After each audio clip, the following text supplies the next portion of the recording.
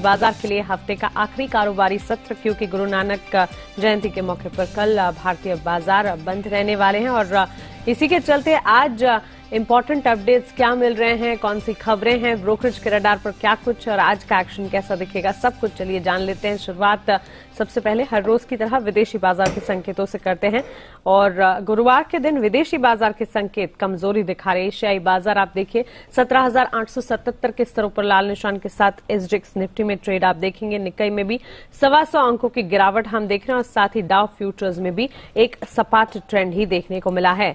बीती रात अमेरिकी बाजार में कैसा ट्रेड दिखा, दिन के निचले स्तरों पर अमेरिकी बाजार बंद हुए। लाल निशान के साथ डाउ, एसएनपी और नैस्डैक में बिकवाली हावी होती हुई दिखी, जहां डाउ करीब 211 अंकों की गिरावट दिखा रहा था। विदेशी बाजार के लिए क्या कुछ अहम है, कहां पर नजर रखनी है, क्या फोकस में रहेगा, चलिए दीपांशु भंडारी से जानते हैं। Deepanshu, good morning. आज कमजोरी के संकेत दिख रहे हैं विदेशी बाजार से?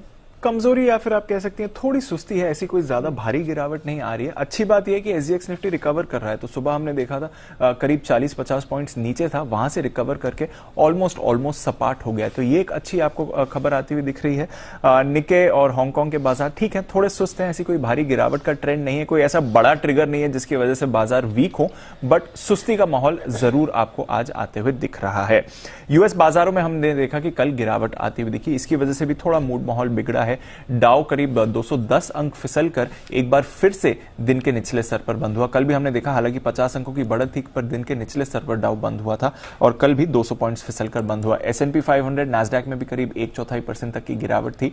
स्मॉल कैप्स में ज्यादा दबाव हमने कल देखा। यूएस में रसल 2000 जो है वो करीब 1.25% गिरकर बंद होते हुए दिखा और ये इसके बावजूद कि 10 साल की बॉन्ड यील्ड पर दबाव था जो 1.6364% पर पहुंच गई थी, अब 1.6% के नीचे आ गई है उनकी बॉन्ड यील्ड, पर इसके बावजूद हमने देखा कि बाजार पर थोड़ा दबाव बनते हुए दिखा। सबसे ज्यादा वीकनेस आपने बैंक्स, एनर्जी और साथ ही इकोनॉमी से जुड़े हुए स्टॉक्स में आती हुई दिखी।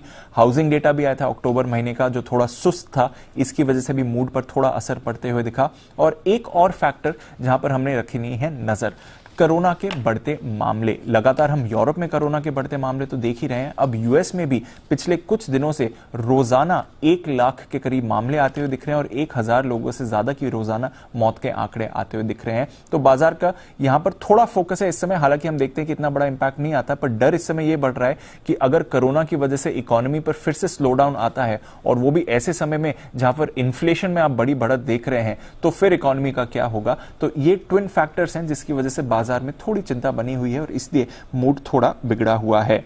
आज साप्ताहिक बेरोजगारी के दावे आते हुए दिखेंगे, तो यहां पर भी आपको रखनी है नजर। 2.6 लाख का बाजार का अनुमान है, जो कि काफी अच्छा फिगर रहेगा अगर इस आंकड़े को देखा जाए तो। यूरोप की बात करें, एक बार फिर से मिला जुला कारोबार हुआ, कुछ ज्यादा बड़ा एक्शन वहां पर नहीं था, पर बड़ा एक्शन था ऑयल एंड गैस स्पेस में। कच्चे तेल पर डालिए नजर, कल 2.5% से ज्यादा की गिरावट आपने कच्चे तेल में आती हुई देखी और आज सुबह भी अगर आप देखेंगे तो ब्रेंट $80 के करीब वापस आ गया है। इनफैक्ट इंट्राडे में तो $80 का लेवल भी तोड़ा था। तो ये एक इंपॉर्टेंट फैक्टर है जहां पर बाजार की नजर बनी हुई है। ओवर सप्लाई की चिंता जो हम बात कर भी रहे थे, ओपेक की तरफ से भी ये बयान आया कि ओवर सप्लाई उन्हें दिख रहा है। साथ ही कोरोना के मामले जो यूएस और यूरोप दोनों जगहों पर बढ़ रहे हैं, तो थोड़ा तेल के दामों में आप प्रेशर बनते हुए देख रहे हैं। सोना खरीदारी दिखा रहा है, 1870 के पार है इंटरनेशनल मार्केट्स में। डॉलर इंडेक्स भी ऊंचाई के करीब है। तो थोड़े सुस्त क्यूज आ रहे हैं जहां तक ग्लोबल बाजारों का सवाल है, बट तेल में गिरावट से एक राहत का संकेत जरूर है।